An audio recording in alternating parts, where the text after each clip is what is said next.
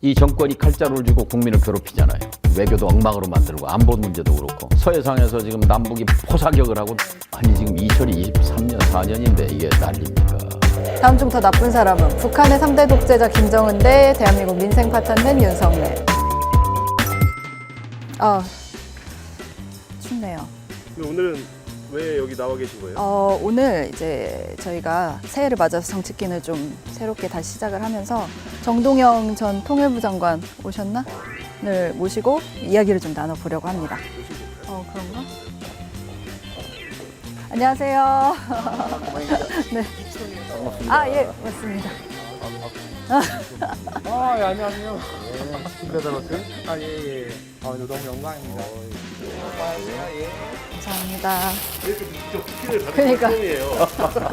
그래도 공교롭게 딱 맞았네요. 이 치킨 냄새 좋네요. 치킨. 정치킨. 혹시 보신 적 있으세요? 저희가 많이 들었어요. 아직 몇 회밖에 안 해가지고 불러주셔서 영광입니다. 뭐 감사하는 거예요? 아니면 먹으면 안 돼요? 먹으면서 그냥 편하게. 네, 저희가 그러면은 먹으면서 바로 시작을. 쉽게 뜯어먹는 이슈 토크 정치킨. 오늘은 좀 새로운 장소에서 우리 정동영 전 통일부 장관 모시고 이야기 한번 나눠보도록 하겠습니다. 아마 그 새해 처음으로 이제 정치킨 나가는 콘텐츠 오늘 오셨는데 새해는 좀 어떻게 맞으셨어요? 우선 이렇게 제가 방송 많이 나와봤지만 먹으면서 하는 방송은 처음이 너무 좋으네요. 그래요? 지금 마침 또 이제 식사 시간이어서 정말 치킨 맛있네요. 치킨 많이 드시면서 천천히 이야기도 나누고 그렇게 하는 프로그램이니까. 또 MBC는 친정이고 느낌이 각별합니다. 불러주셔서 정말 영광입니다. 올해 첫날 어떻게 보내셨어요?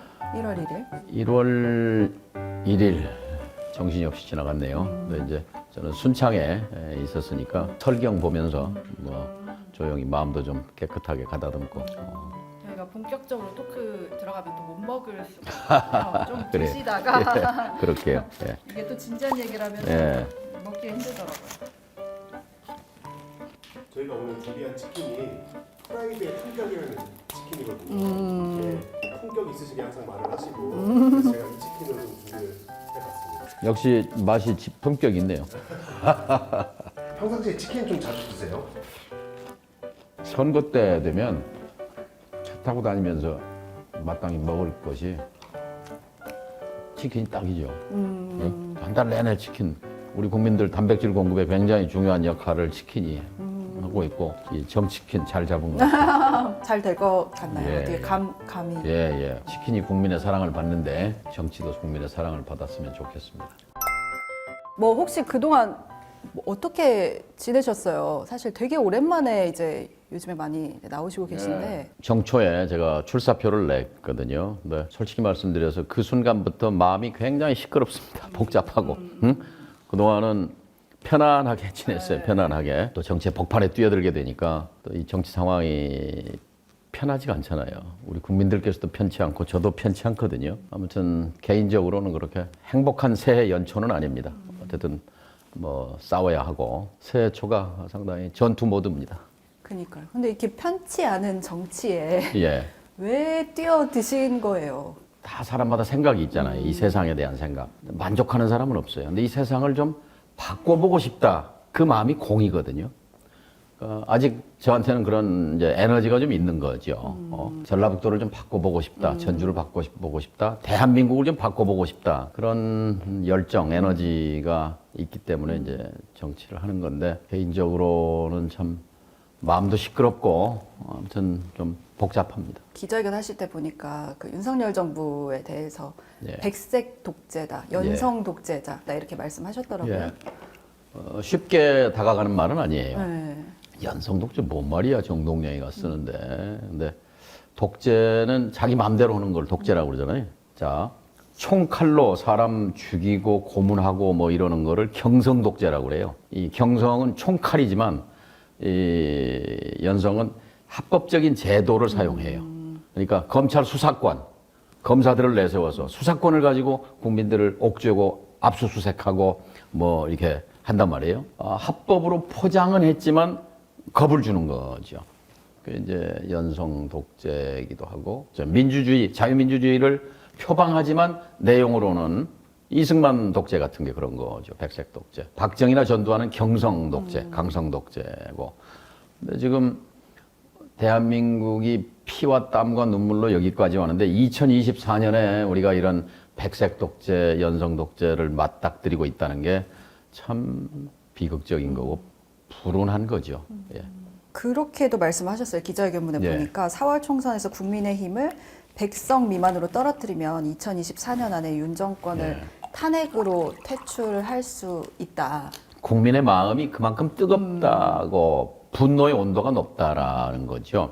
쉽게 말하면 듣도 보도 못한 정권이 나타난 거란 말이죠. 근데 이 국민이 5년 동안 대통령 권력을 위임했을 때는 이런 지금 현실을 보자고 기대했던 건 아닐 거예요. 찍었던 사람들도 지금 손가락을 자르고 싶다고 하는 것이고 실제 지금 대한민국의 국익, 대한민국의 국격 심각하게 손상되고 있잖아요.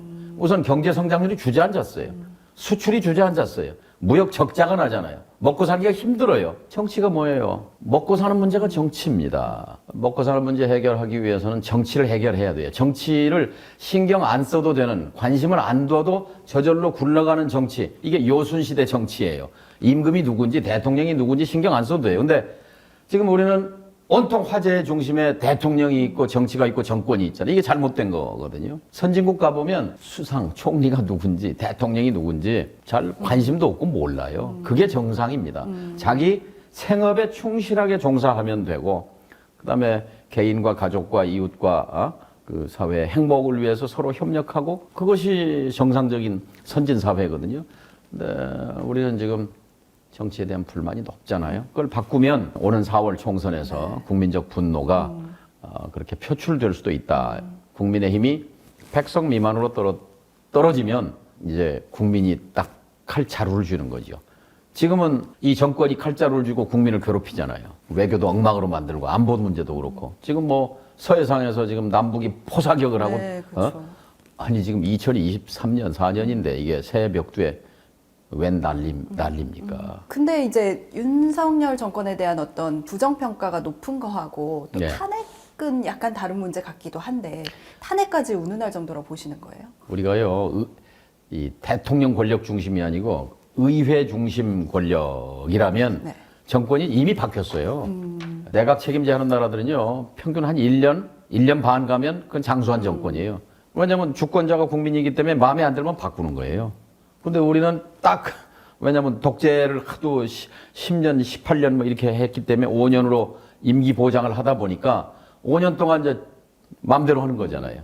이렇게 돼서 지금, 바꾸기가 쉽지 않은데 헌법과 법률 앞에 다 평등하잖아요. 대통령이라고 해서 예외는 아니에요. 지금 이 나라 대통령은 헌법, 법률 마구 짓밟고 있어요. 대통령 선서할 때 뭐라고 합니까? 나는 국가를 보위하고 국민의 생명과 재산을 지키고 그리고 조국의 평화 통일 증진을 위해 노력한다 했어요. 평화 통일이 증진되고 있습니까? 국민의 지금 생명과 재산이 제대로 지켜지고 있습니까? 헌법을 준수하고 있습니까? 헌법 21조 국민의 언론, 출판, 집회, 결사의 자유가 짓밟히고 있잖아요. MBC 지금 장악하려고 호시탐탐 발톱 드러내고 있고 KBS는 이미 장악했고 탱크로 장악하는 것만 장악이 아니에요. 그래서 이거 언론 장악 특검해야 합니다. 해서 대통령 주위에 있는 대통령 권력이 남용돼서 언론이 뭐 압수수색하고 기소하고 난리를 치잖아요. 탄핵 사유죠. 그 탄핵을 우리 국민들이 안정을 희구하기 때문에 탄핵에 대해서 부담을 느끼는 건 맞습니다. 그러나 그 부담이 문제가 아니라 나라가 망가지고 있는 게 문제예요. 나라가. 이제 민주당이 뭐 지난 총선에서는 180석 예. 그때도 뭐 굉장히 다수당이었잖아요.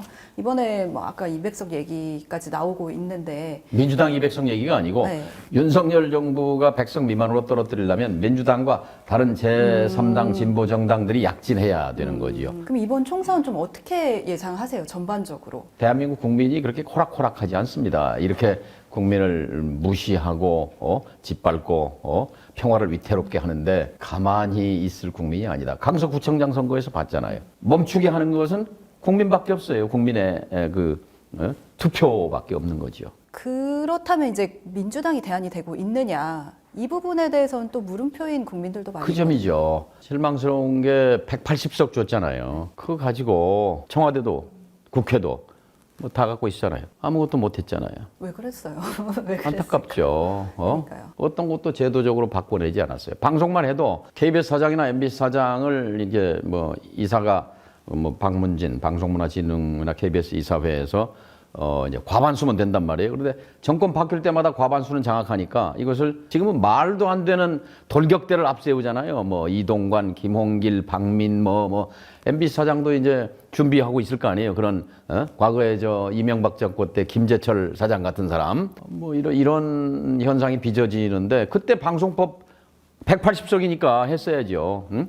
법안도 다 올라와 있었는데 그때 욕심이 과했어요. 아유, 우리가 잡고 있을 때 확실하게 우리 사람들 갖고 뭐 해야 된다. 근데 그건 잘못된 생각이죠. 좀 더 근시안이 아니고 좀 더 멀리 보는 국가 백년 대계, 길게 본 그런 제도 개혁이 아쉽죠. 지금 현재 민주당도 그러니까 그런 부분에 대한 거를 충족하지 못하는 부분들이 있다고 보시는 그렇죠. 그래서 이제 22대 국회는 숫자도 중요하지만 품질이 더 중요합니다. 이번 총선거는요, 두 가지가 시대 정신이라고 봐요. 하나는 이 정권에 대한 심판이잖아요. 근데 심판으로 끝나면 안 되고, 자, 심판 다음에 뭐가 있어요? 대안이 필요하잖아요. 대안 형성입니다. 대안 형성은 근데 현재는 누가 봐도 민주당이 대안이 될 수밖에 없어요. 그럼 민주당이 무슨 대안이 되느냐? 구체적으로 경제팀 대안을 만들어요. 경제팀, 또 사회개혁팀, 교육개혁을 어떻게 하겠다, 노동개혁을 어떻게 하겠다, 국민연금을 어떻게 개혁하겠다, 평화체제팀, 한반도 평화팀. 정동영이가 들어가면 아마 그 기둥이 돼서 할 수 있겠죠. 의원들, 전문가들 해서 민주당 정권이 되면 남북 관계는 김대중 노무현을 이어서 이렇게 가겠구나라는 그런 걸 보여줄 수 있는 거죠. 그래서 대안 형성을 확실하게 하는 것이 중요하다고 봅니다. 그러니까요. 그 정책적인 이야기들 민주당이 안 하는 건 아닌 것 같은데 그게 하여튼 전달이 안 돼요. 국민들한테. 사람으로 이제 국민들은 정치를 이해하거든요. 지금 현재 민주당의 경제 정책을 대표하는 사람이 누구누군가 안 보인단 말이에요. 9.19 군사합의 파기하고 이렇게 남북 관계도 파탄으로 몰고 갔는데 정확하게 거기에 대해서 짚고 나서서 발언하고 행동하는 면면이 보이지 않는다는 거죠. 그 이제 양당 정치에 대한 피로감 이런 것들이 국민들이 많이 갖고 계시기도 하고 그래서 이제 이런 것들에 기대서 3당 흐름이 지금 이제 나오고 있잖아요. 이런 건 좀 어떻게 보세요? 큰 틀에서는 다당제로 가는 것이 맞는데요. 지금 이준석 신당이 과연 이 국민의힘과 어떤 그 세계관의 차이, 어떤 신념의 차이, 어떤 노선의 차이가 있는지, 정치 철학의 차이가 있는지 모르겠어요. 같은 뿌리에서 나왔잖아요. 또 지금 이낙연 신당 과연 무슨 새로운 대안 노선을 가지고 하는지. 정치는 신념과 노선이에요. 먹고 사는 문제를 이런 방법론을 통해서 해결하겠다고 하는 근데 그 차이가 보이지 않는 이제 그런 거죠. 근데 지금 이제 우리 국민들이 불만은 싸우는 거거든요. 적대, 대립, 대결을 넘어서서 아예 상대를 죽여 없애려고 하잖아요. 아예 상대를 인정하지 않잖아요.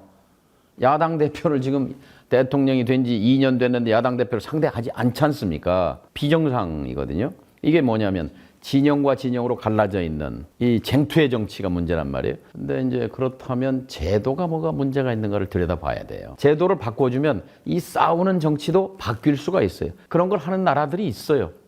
그걸 합의제 민주주의의 정치. 예를 들면 북유럽 같은 나라들이 되게 모범적인데요.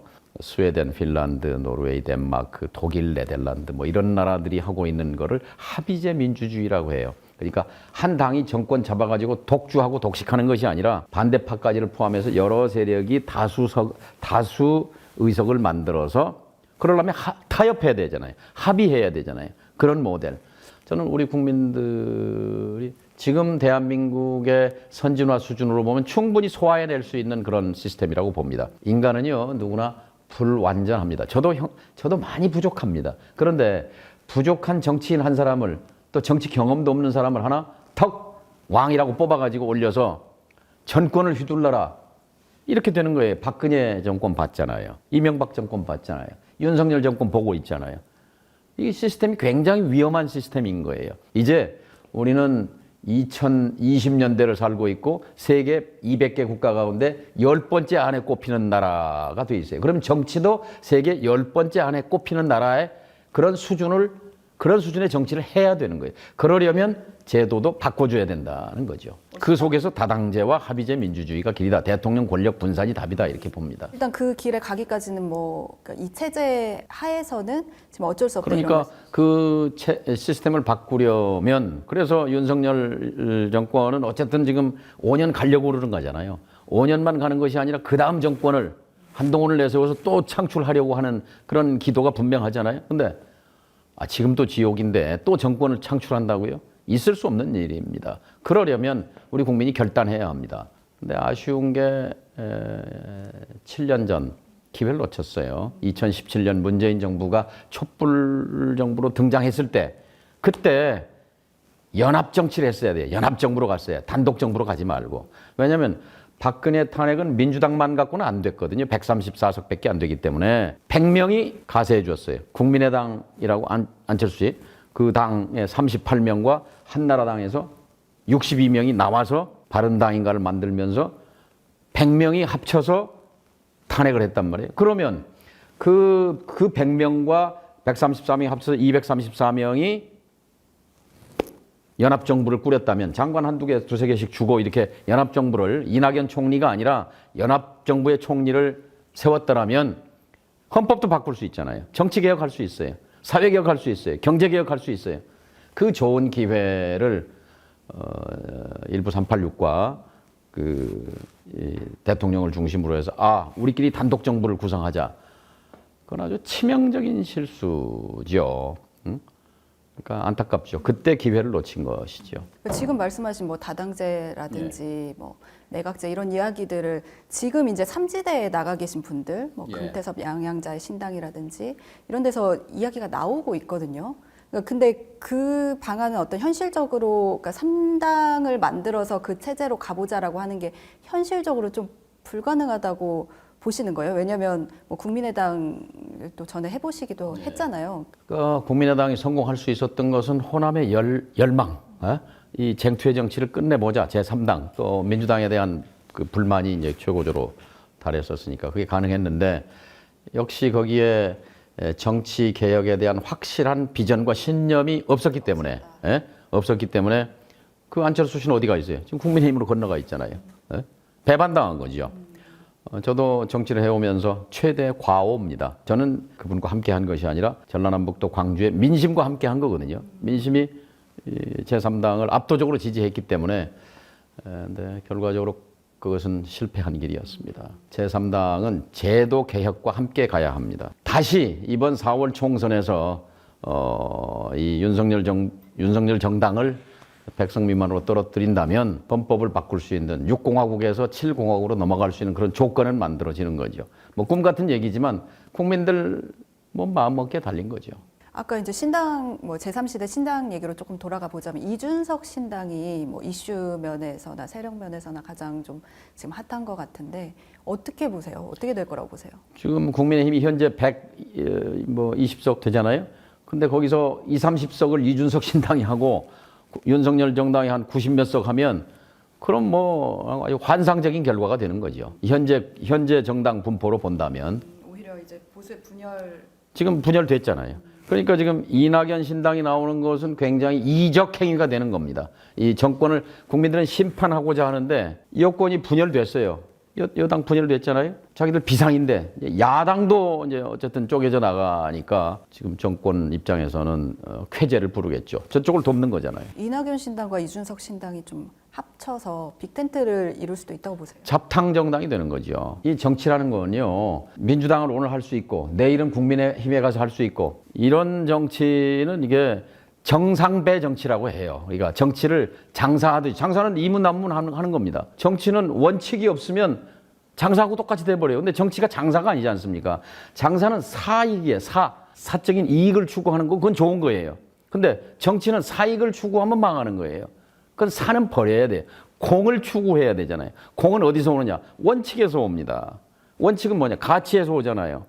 자, 서민과 중산층을 위한 정당 새정치국민회의와 함께 저는 정치를 시작했습니다. 그 노선으로 저는 일관되게 왔습니다. 국민의힘은 서민을 위한 정당은 아니잖아요. 재벌, 기득권자, 대기업 여기 이익을 우선 옹호하잖아요. 노조는 조폭이라고 공격하잖아요. 뭐 그 당을 가서 정치할 수 있다? 이 당도 올 수 있다? 근데 솔직히 지금 이 호남, 전라남북도 광주의 현역 의원들이 욕먹는 이유 중에 하나는 여기가 전라도기 때문에 민주당을 하는 거지 만일 경상도 같으면 그중에 상당 부분은 국민의힘을 할 수 있는 의원들이기 때문에 이 호남 우리 대중의 눈높이에 안 맞는 거지요.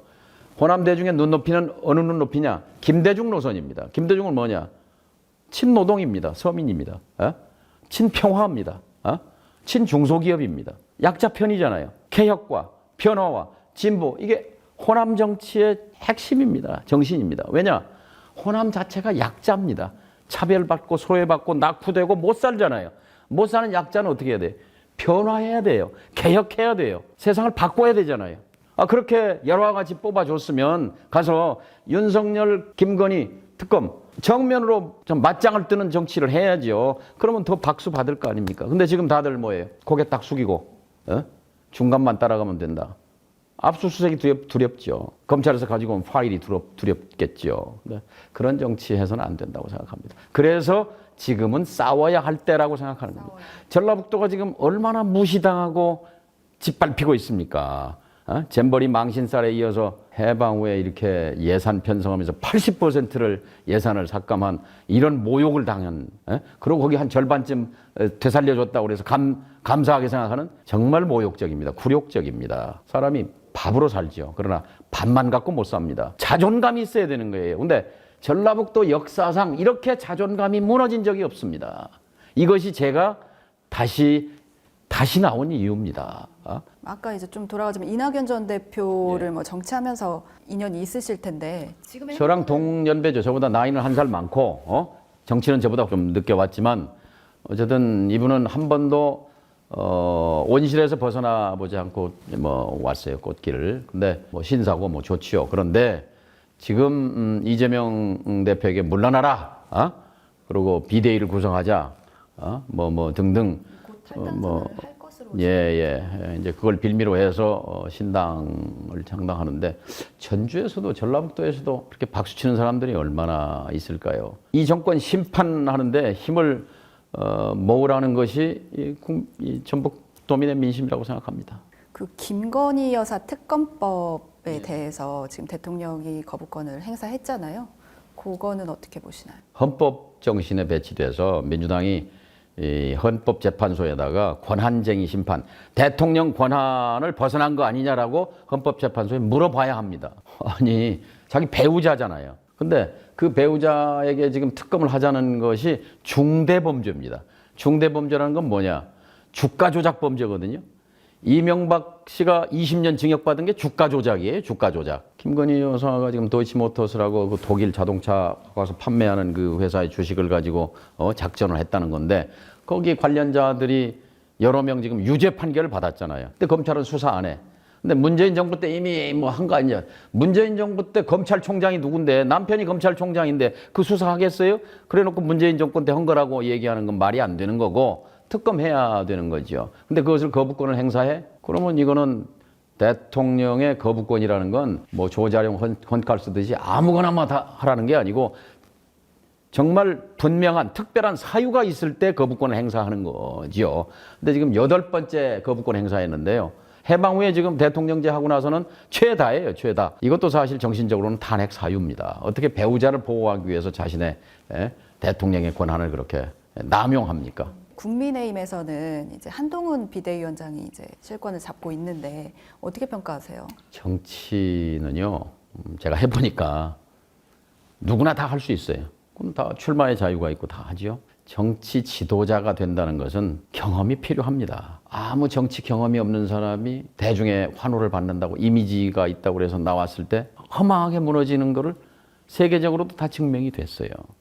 근데 지금 국민의힘도 급해서 이제 정치 경험이 없는 수사는 잘하겠죠. 수사, 검사 하면서 이름이 있었으니까. 수사하고 정치는 다릅니다. 수사는 죄가 있는가 없는가, 유죄, 무죄, 흑, 백 이걸 다투는 거잖아요. 근데 정치는 그게 아니죠. 흑과 백 사이에 있는 회색 지대가 훨씬 더 넓습니다. 이거를 어떻게 능숙하게 잘 다루는가.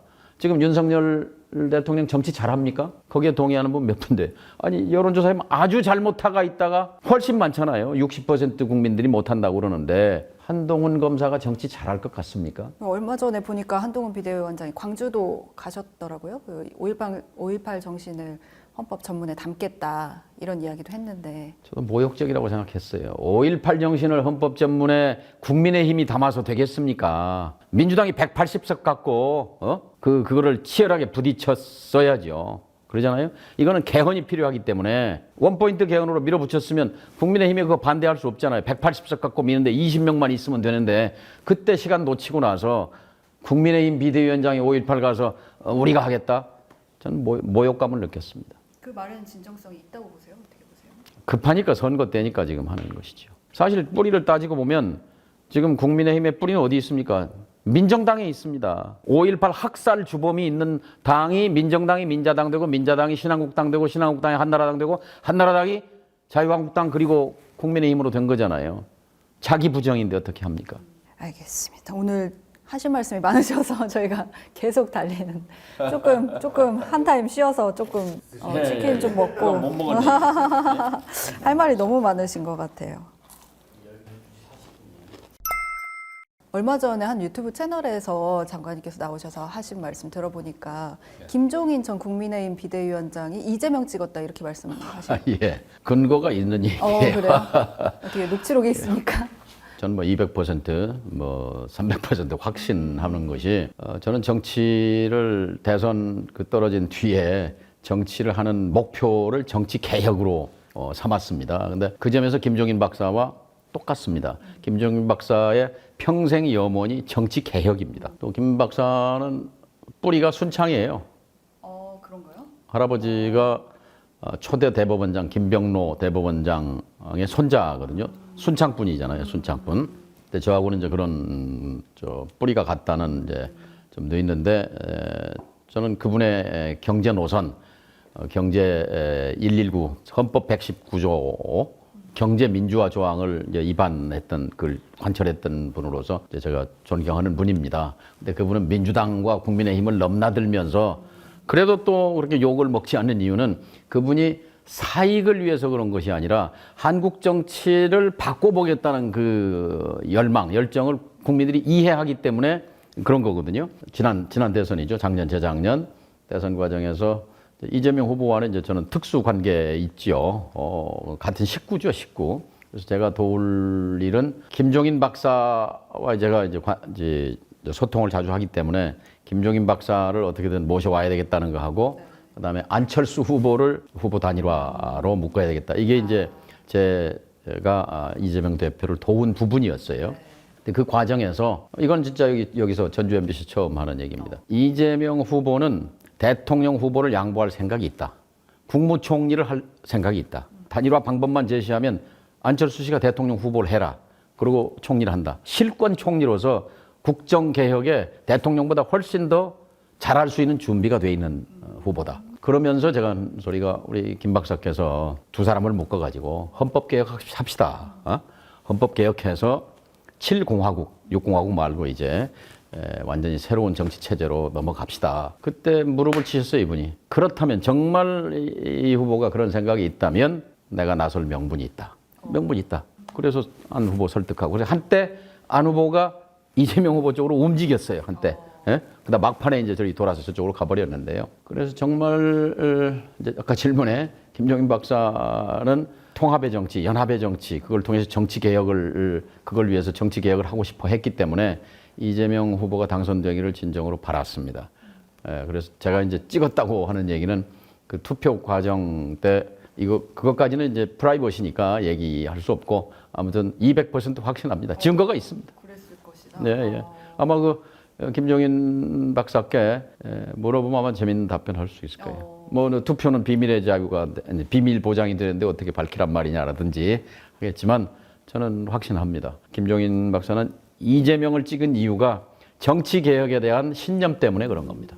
근데 윤석열 후보의 선대위원장을 하셨었잖아요. 그때는 이제 좀 팽당한 입장이었습니다. 본인이 총괄위원장을 전부를 관장하고 싶어 했는데 그게 안 됐던 상황이었죠. 이것도 새로운 뉴스입니다. 실제 김종인 박사가 안철수, 이재명을 묶기 위해서 움직였다라는 거죠.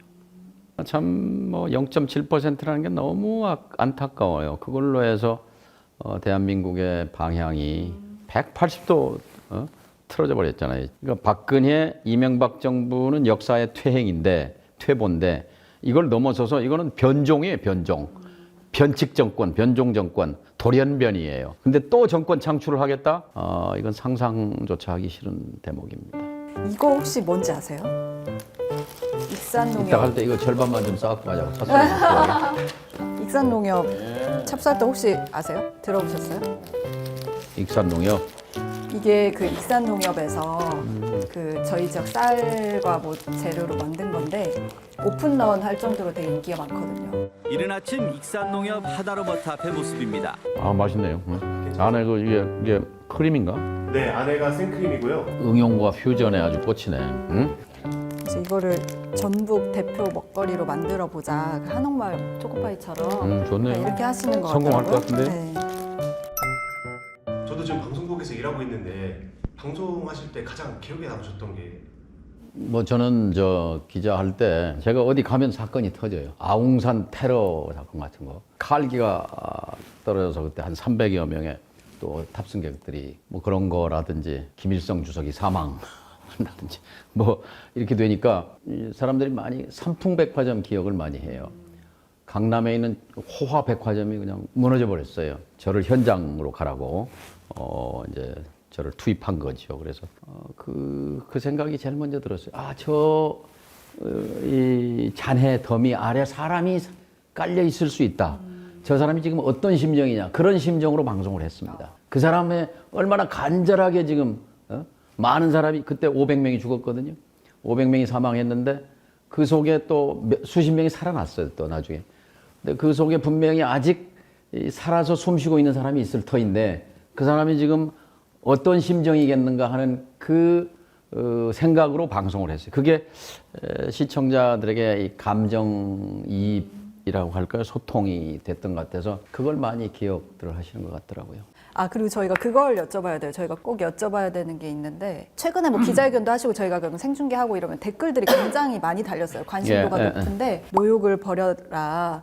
출마하시는 이유가 진짜 궁금하고 전주 지역구를 위해 무엇을 하실 건지 궁금하다. 젊고 유능한 의원들이 일하게 제발 노욕을 멈춰라. 뭐 한 거 있다고 또 나오고 싶나. 이런 험지나 사지로 출마하실 생각은 없나요? 이런 댓글도 꽤 있거든요. 어떻게 생각하세요? 쓴소리 잘 들어야죠. 사실 쓴소리 듣기는 이제 마음이 편하진 않지만 그러나 이걸 외면해서는 안 된다고 봅니다. 최근에 골든걸스라고 들어보셨어요? 골든걸스요? 예. 그러니까 인순이라고 들어보셨죠? 가수 인순이, 신효범, 이은미, 박미경 이런 분들을 그 박진영 그 프로덕션에서 맹훈련 트레이닝을 시켜서 지난 연말에 골든걸스라는 걸그룹이 탄생했는데 아주 열광적인 지금 바람을 일으키고 있어요. 그 또 팬들이 나이 든 분들이 아니라 젊은 팬들이 많더라고요. 정치는 노장청이라고 생각합니다. 지금 전라북도로 좁혀서 보면은 존재감입니다. 존재감. 호남 정치라는 게 제가 당대표를 하고 당의장을 하고 통일부 장관을 하고 NSC 위원장을 하고 대통령 후보 경선에 나와서 후보가 되고 할 때 전라북도는 다른 건 몰라도 정치적 자존감, 정치적 존재감은 걱정하지 않았습니다. 정세균 의원께서 총리를 하고 국회의장을 하고 뭐 당대표를 할 때 그랬습니다. 그런데 그 이후에 이제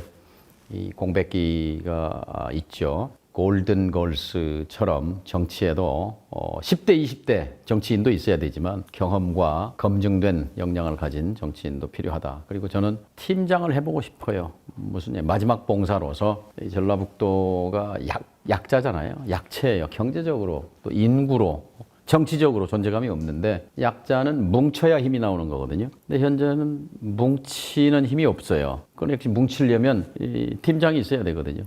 전북 정치 축구팀의 주장 또는 팀장을 해보고 싶다. 팀장. 소박 하면서도 큰 여기 조금 답변해 주시겠어요? 그간 정치 활동하며 눈에 띄거나 기억에 남을 만한 정치 성과가 전무하다시피 하는데 그동안 이제 아무래도 쉬실 때 뭔가 이제 뭐 뒤에서 역할들을 했어야 되는 거 아니에요? 예를 들어 아까 그 전북 정치의 존재감 미약한 부분 제야에서도 돼주실 수 있었지 않겠느냐라는 또 지적들도 있는 것 같거든요. 정치는요 원내입니다. 여의도 하는 것이 300명의 국민의 대표가 모여서 하는 걸 정치라 그러지 밖에 있는 사람이 하는 걸 정치라고 하지 않죠. 그런 것도 있는 것 같아요. 민주당이 이제 결국 중도 수도권 이런 부분을 잡아야 하는데 뭐 올드보이들 소위 그런 분들이 이제 나오게 되면 뭐 전체적인 이미지에 타격이 가는 거 아니냐 이런 비판이. 이제 전북을 예로 들면 전북에서 지금 현역 얼마 전에 언론 전북일보에서 조사한 거 보니까 그대로 좋다 이대로 하가 20몇 %예요. 그다음에 싹 바꿔라가 60몇 %예요. 이게 민심이잖아요. 그럼 싹 바꾸는데 더 초선으로 바꿔라, 더 신인으로 그건 아닌 것 같아요. 경험과 역량이 있는 사람과 젊고 패기 있는 사람의 조화로 팀을 만들어라 그런 주문일까 싶어요. 수도권에 있는 서울, 경기, 인천에 있는 전북, 뭐 수도권의 호남 민심이라는 게 그분들도 다 알잖아요. 전북이 이렇게 무너져 있고 자존감이 없고 한 거에 대해서 그것이 왜 수도권에 무슨 영향을 미친다는 말인지 그거는 과학적으로 합리적으로 설명이 안 되는 부분이고 또 마저 구독자 질문 보고 넘어갈게요. 또 전주 을로 나오시라는 분도 있으시네. 이거 저출산에 따른 엄청난 후폭풍이 이제 현실로 다가올 텐데 골든타임 놓친 것 같고 앞으로 이에 따른 대한민국의 대비책은? 그러니까 지금 중요한 것은 권력을 잡은 정권을 잡은 쪽이 여기에 집중하지 않잖아요. 관심은 있겠지만 실효성이 있는 대책을 내놓지도 않고 여기에 열중하고 있지 않아요. 결혼하기도 힘들고 애도 안 낳고 지금 0.7인데 결국 제일 여러 가지 문제가 있지만 하나를 들면 주택 문제와 함께 살집 문제와 함께 교육 문제가 있어요. 어려서부터 어린이집부터 시작해서 이제 보육, 양육, 교육, 유치원부터 이제 대학을 겨냥하지 않습니까? 이 교육 혁명을 일으켜야 한다고 봅니다. 그래서 대학 입시 폐지하고 교양학부 평준화를 하자는 게 제 대선 때, 제가 대선 후보 때 공약이었고 고3 학생들로부터 열렬한 지지를 받았는데 요즘 이 진보 학계에서 주목을 받습니다. 그 방법밖에는 없겠다. 그래서 일단 대학은 다 갑니다.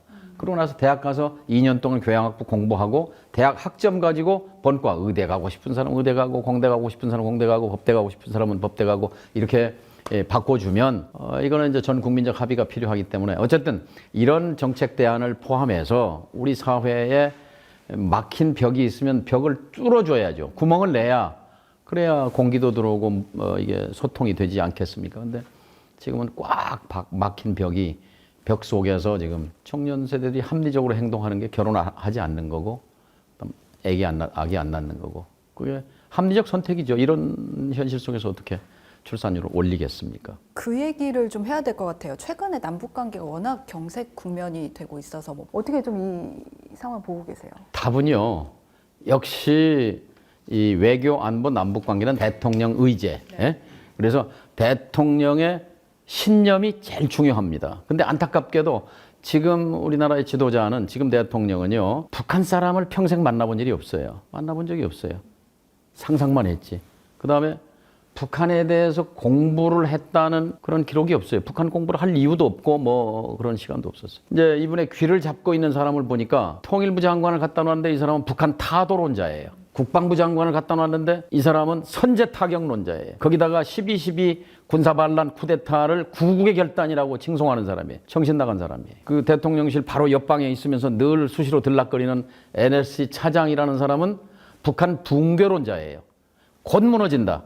첫눈이 올 때까지 무너질 거다. 정작 또 대통령 자신은 흑백론자예요. 죄가 있냐 없냐, 유죄 무죄, 흑이냐 백이냐, 선이냐 악이냐, 공산 전체주의 세력과 싸워야 된다 그랬잖아요. 무엇보다 중요한 게 이념이라고 그러잖아요. 자다가 봉창 뜯는다는 소리 있습니다만 이 대한민국이 지금 대통령 리스크입니다.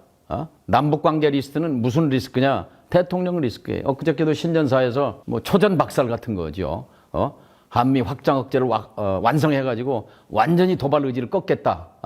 배로 갚아주겠다 그러는데 위험천만이죠. 이런 우발적인 충돌이 더 커질 가능성이 있거든요. 저는 올해 안에 3가지 리스크가 있다고 봐요. 하나, 제2의 연평도 도발 있을 수 있습니다. 포사격합니다. 핵실험합니다. 왜냐하면 트럼프 당선을 겨냥해서 트럼프에게 유리한 환경을 조성하려고. 또 하나, 러시아에 적극적으로 미사일 대줄 겁니다. 그래서 북러 관계 밀착하면서 군사기술 가져올 겁니다. 윤석열 정권 들어서 대한민국이 최악의 안보 위기에 빠지는 거예요.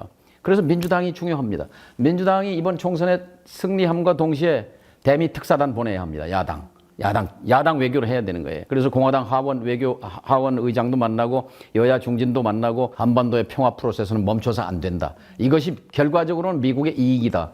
우크라이나 전쟁, 이스라엘 전쟁, 당신들도 골치 아프지 않냐? 여기서 국지전이라도 발생하면 어떻게 되느냐? 또 북한은 워싱턴을 때릴 수 있는 ICBM도 갖고 있다. 핵탄두도 지금 60개를 넘어서 100개를 향해 가고 있다. 이거 방치하겠느냐? 라는 메시지를 분명하게. 과거에 김대중 대통령은 야인 시절에 아무 자격이 없을 때 NPC 연설을 통해서 한반도의 위기를 막기 위해서 카터 전 대통령을 특사로 보내시오라는 그런 제안을 해서 성사시킨 바도 있었습니다. 그런 것처럼 야당이 나서야 합니다. 저에게 기회가 주어진다면 그런 역할을 해보고 싶습니다. 네, 밸런스 게임 시작할게요. 다음 중 하나를 고르시오. 2007년 대통령 선거에서 이명박 이기고 당선되기 대 2024년 총선에서 김성주 이기고 당선되기. 첫 번째죠. 첫 번째. 뭐 눌러요? 정답으로 나왔습니다. 정답이요? 네, 지금 진실로 다시 나왔어요. 나왔습니다.